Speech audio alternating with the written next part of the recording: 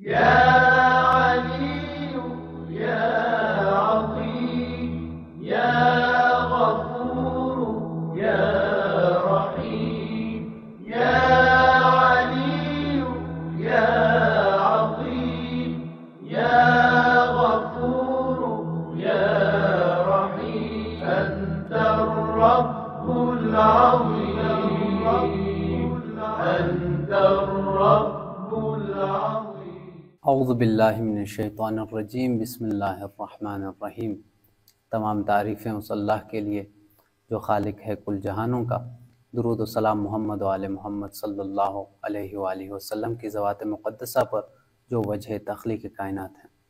Programme انوار رمضان کے ساتھ آپ کا میزبان محمد وسیم خان آپ کی خدمت میں حاضر ہے۔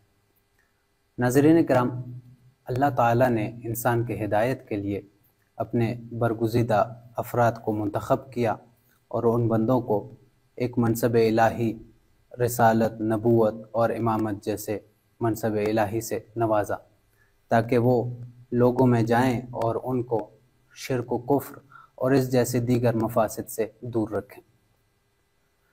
اللہ تعالیٰ نے جہاں ان کو اس مسند سے نوازا، وہیں دیکھا جا سکتا ہے آیات اور روایات کے آئینے میں کہ اللہ تعالیٰ کے ان افراد پر ایک خاص کرم اور لطف بھی رہا کرتا تھا۔ تو اسی طرح دوسری جانب یہ دیکھا جا سکتا ہے کہ پروردگار عالم کی ان افراد کے ساتھ ایک خاص محبت تھی۔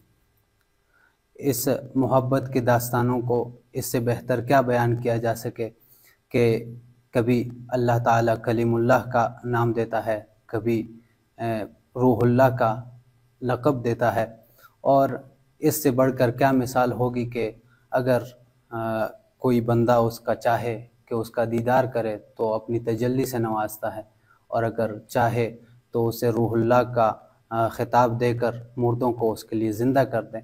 اور اس سے بڑھ کر یہ مثال کہ جب عاشق اپنے معشوق کو دیکھنا چاہے تو اسے معراج کی بلندیوں پر لے جاتا ہے اور اس مقام تک لے جاتا ہے جہاں کسی کی رسائی نہیں ہے۔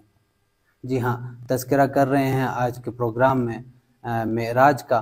معراج کے موضوع کو زیر بحث لائیں گے۔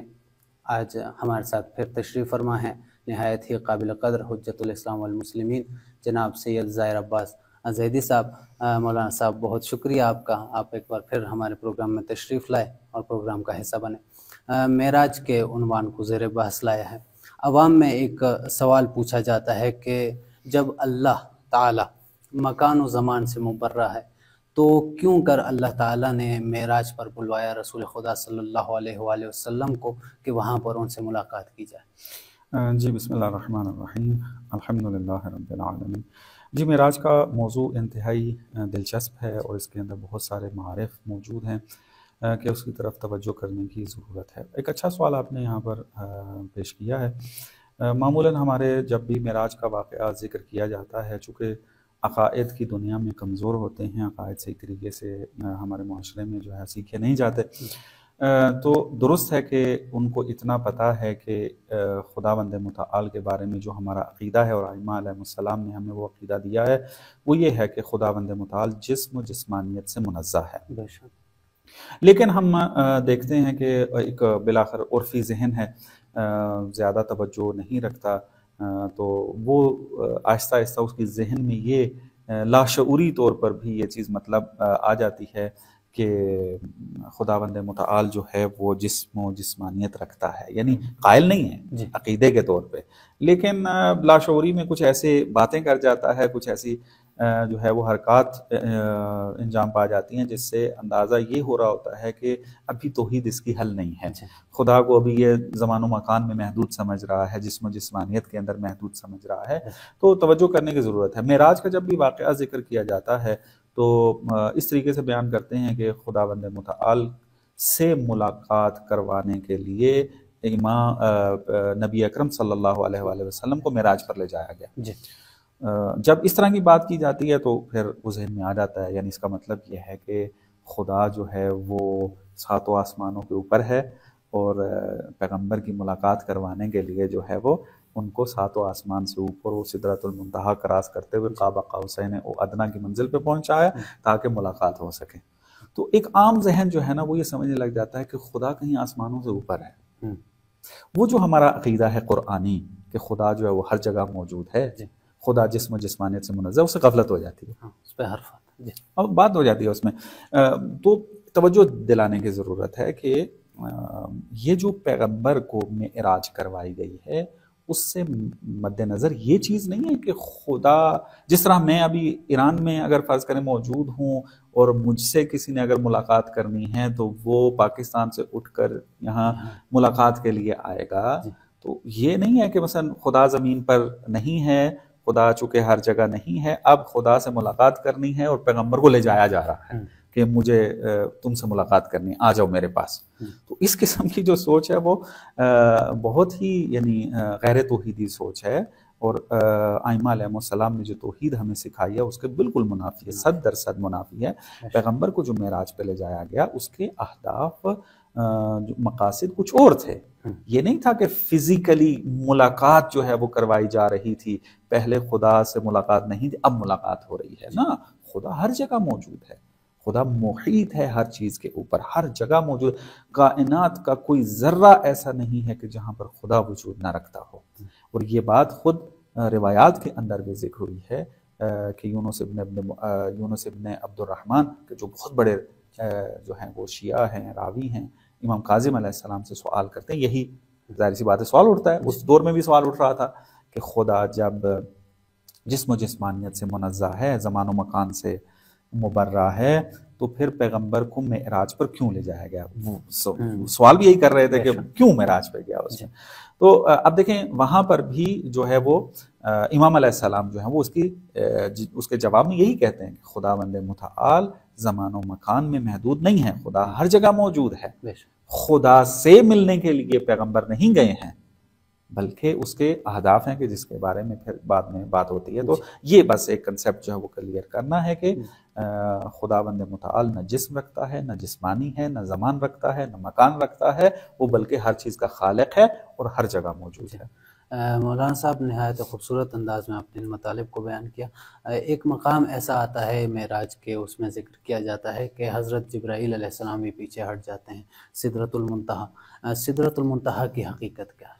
سدرۃ المنتہا کہتے ہیں کہ یہ وہ مقام ہے جو عالم امکان کا آخری درجہ ہے، یعنی ممکن الوجود جو بھی انسان ہے وہ اس سے آگے نہیں جا سکتا. اور جنت کہتے ہیں کہ 7 آسمانوں کی آخری سرحد ہے، یہ سدرۃ المنتہا اس کو جو ہے وہ کہا جاتا ہے.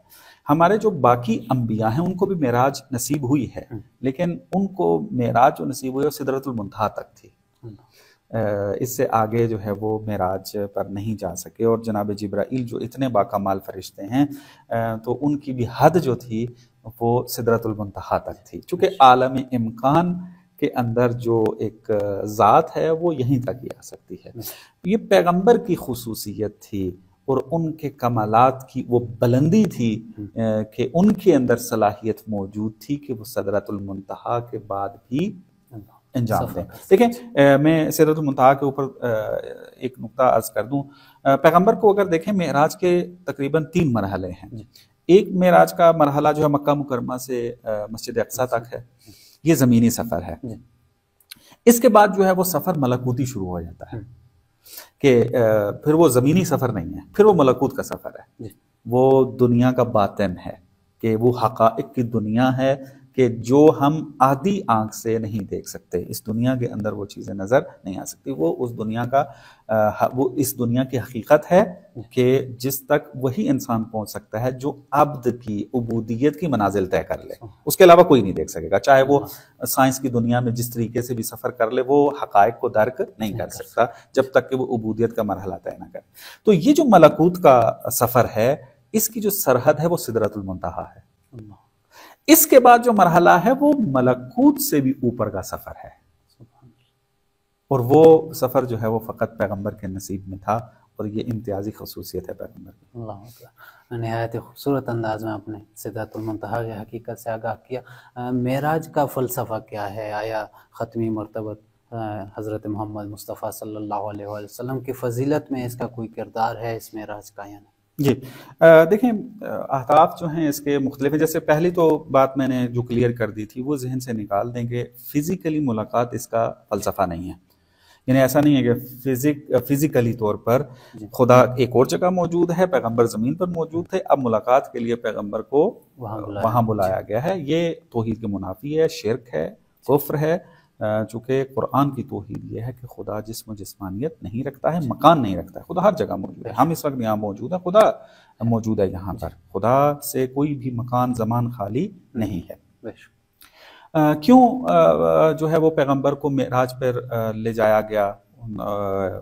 آیات کے اندر بھی اس کی طرف اشارہ ہوا ہے اور روایات میں بھی اس کی طرف جو ہے وہ تذکرہ کیا جا رہا ہے. مثلا آپ اگر جو یہ سورہ بنی اسرائیل ہے یا سورہ اسراء جن کو کہا جاتا ہے، اس کی پہلی ہی آیت کے اندر جو وہ ارشاد ہو رہا ہے کہ بسم اللہ الرحمن الرحیم سبحان الذی اسری بعبدہ لیلا من المسجد الحرام الی المسجد الاقصی، کہ الذی بارکنا حولہ، کہ ہم نے مسجد حرام سے مسجد اقصی تک کا جو ہے وہ ان سے جو ہے رات کو سفر کروایا ہے. آگے علت بیان کی جا رہی ہے کیا؟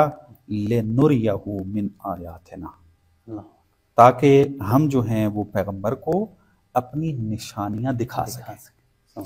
یعنی بس معراج کا جو ایک فلسفہ ہے وہ یہ کہ خداوند متعال اپنی وہ عظمت کی نشانیاں پیغمبر کو دکھانا چاہتا ہے. درست ہے کہ پیغمبر اکرم صلی اللہ علیہ وآلہ وسلم جو ہیں وہ ان نشانیوں سے آگاہ ہیں، لیکن جس گہرائی سے خداوند متعال دکھانا چاہتا ہے وہ خود، چونکہ ظاہر سی بات ہے خدا کی قدرت لامتناہی ہے، پیغمبر اور ائمہ کو اتنی ہی قدرت حاصل ہے کہ جو خدا نے دی ہے، خدا کی قدرت سے متصل ہیں یہ. لیکن کچھ چیزیں ایسی ہیں کہ جو خداوند متعال جو ہے وہ اپنی حکمت اور مصلحت کی خاطر جو ہے وہ بعض خاص مقامات کے اوپر اظہار کرتا ہے. تو معراج کے اندر بھی یہی ایک نگاہ تھی کہ جو پیغمبر کے لیے معراج میں رکھی گئی تھی اور ان کو معراج جو ہے وہ کروائی گئی ہے.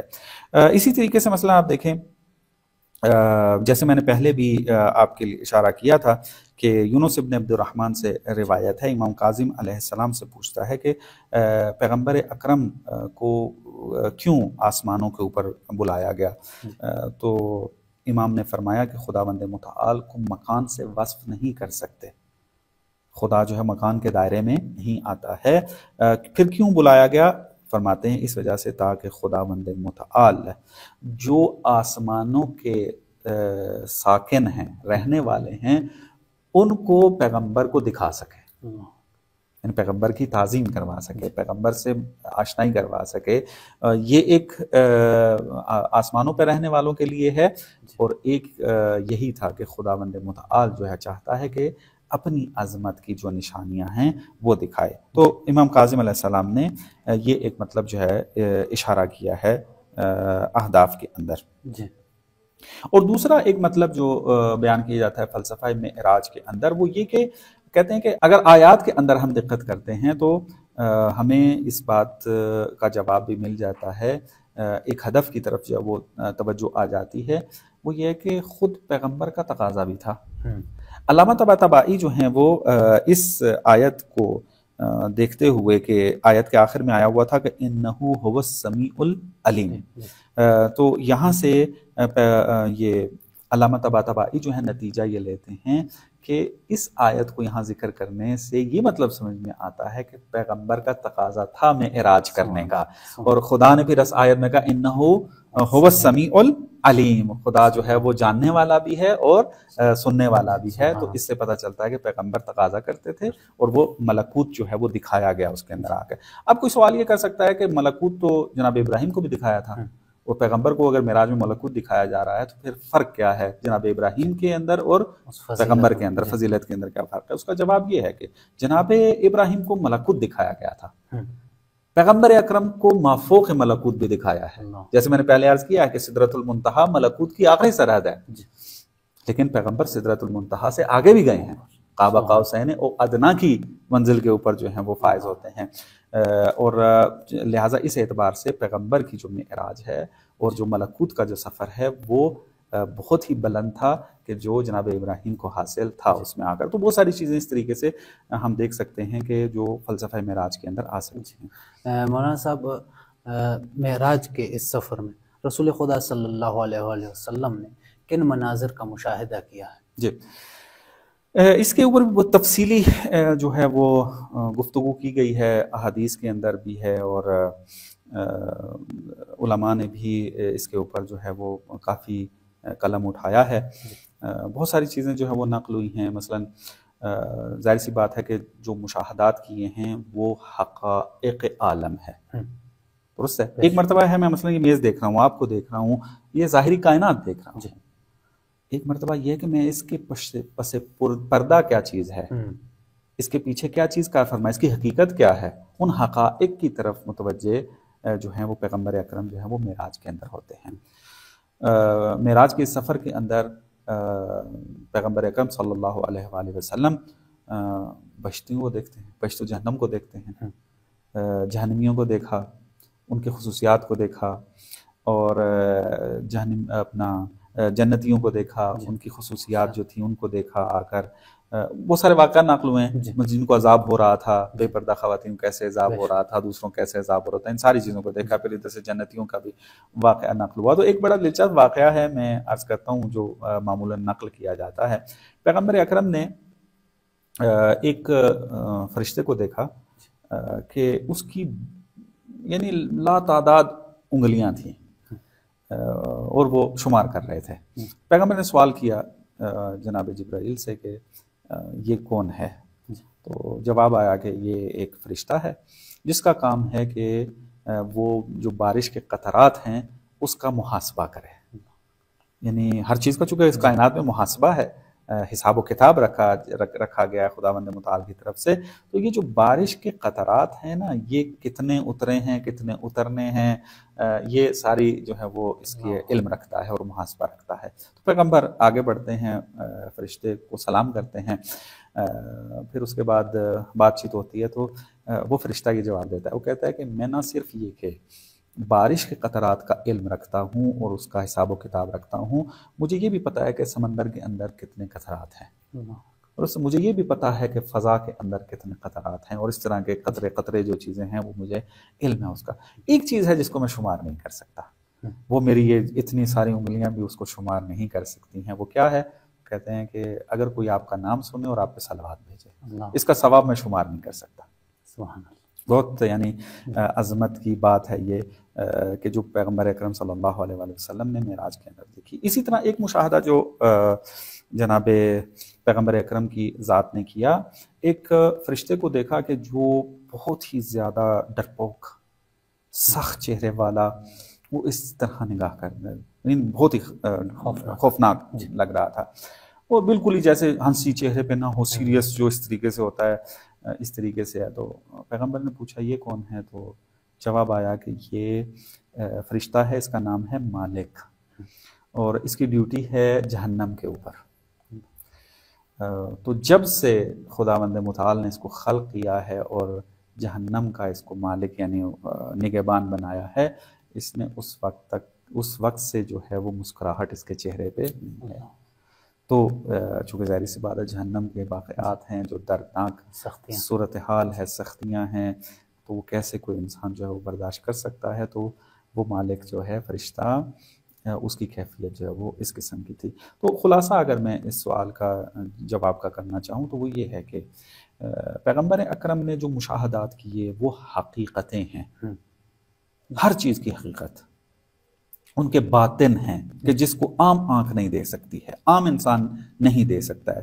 وہ حقیقت ایسے حقائق ہیں کہ جو انسان اپنے خاص بندوں کو ہی دکھاتا ہے، اور وہ دکھانے کا فلسفہ بھی یہ ہوتا ہے چونکہ وہ ہادی ہیں، انہوں نے ہدایت کرنی ہے۔ مثلا ایک روایت کے اندر بھی ذکر ہوا ہے جو امام کاظم علیہ السلام کی میں بیان کر رہا تھا، اس کے اندر بھی امام تذکرہ یہ کرتے ہیں کہ خداوند متعال نے یہ معراج کے اندر جو مشاہدات کروائے ہیں پیغمبر کے لیے، وہ اس لیے تاکہ یہ عظمت الہی کی نشانیوں کو دیکھیں اور جا کر پھر لوگوں کو بتائیں اور ان کی ہدایت کر سکیں جا کر۔ تو یہ جو دکھایا گیا، ایک تو بات یہ کہ اس کے اندر ملکوت اور حقائق اور یہ وجودی حقائق جو ہیں وہ بیان کیے گئے ہیں اور دکھائے گئے ہیں ان کو، اور پھر یہی حقائق جو ہیں وہ سبب بنے کہ پیغمبر اکرم جو ہے وہ اپنی ہدایت کے اندر جو ہے وہ بہترین طریقے سے اپنا کردار نبھا سکیں زمین پر جا کر انسانوں کے لیے۔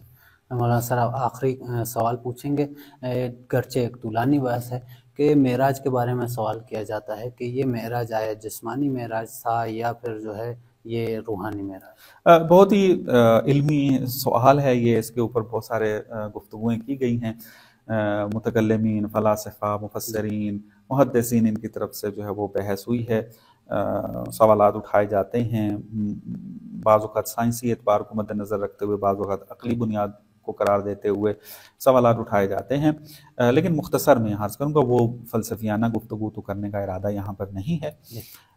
وہ یہ ہے کہ تمام جو مسلمین ہیں ان کا اس بات پر اجماع ہے، اور روایات بھی اس معنی کے اندر صریح ہیں کہ پیغمبر کی جو معراج ہے وہ جسمانی ہے، روحانی نہیں ہے۔ روحانی معراج سے کیا مراد ہے؟